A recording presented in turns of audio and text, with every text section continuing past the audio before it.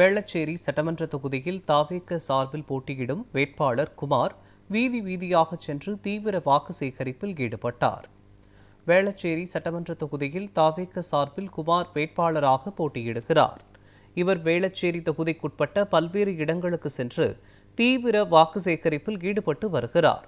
செல்லும் இடமெல்லாம் தாவேக வேட்பாளர் குமாருக்கு மக்கள் உற்சாக வரவேற்பு அளித்து வருகின்றனர்.